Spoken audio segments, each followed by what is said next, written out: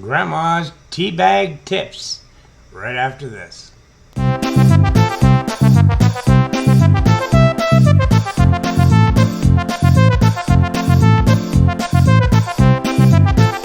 to show you guys something here.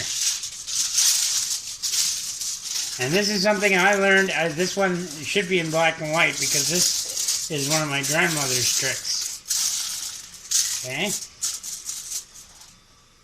I'm going to do most of my stuff from my grandmother. I'm going to do it in black and white. But this is all my waste from today. The garlic peels, onion peels, the end of an onion. Okay? All goes in the tinfoil. Put it inside the tinfoil. Okay? If you had some chopped up spices and stuff and you had some left over, you put that in there. And grind some pepper in here.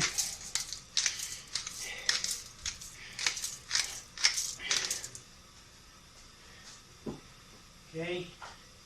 And since all I got is garlic seasoning, put a little garlic seasoning in there like as if it needed it, but and seasoning salt.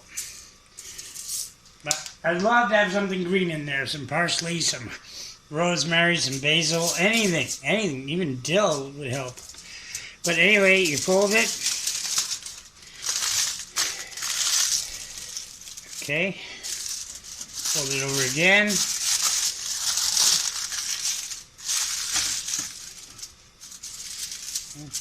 Fold the ends in once.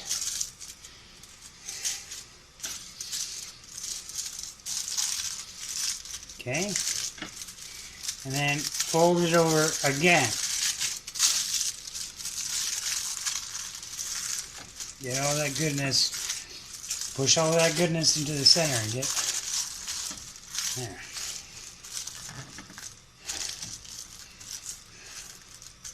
Make sure it's completely closed, because the last thing you want, especially if you got a convection oven, is onion skins flying all over the place. Or an air fryer. And that is your seasoned packing to put in your roast, in your chicken, in your beef, in anything you want to cook in the oven or in your air fryer.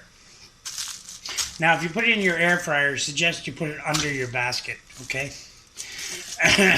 So you take the basket out, you put this in the bottom of the basket drawer, and then you put your basket topping over top of it and then put what you want on top of it. And this will leave an aromatic in your food, that, especially if you got stuff in here that you haven't got in.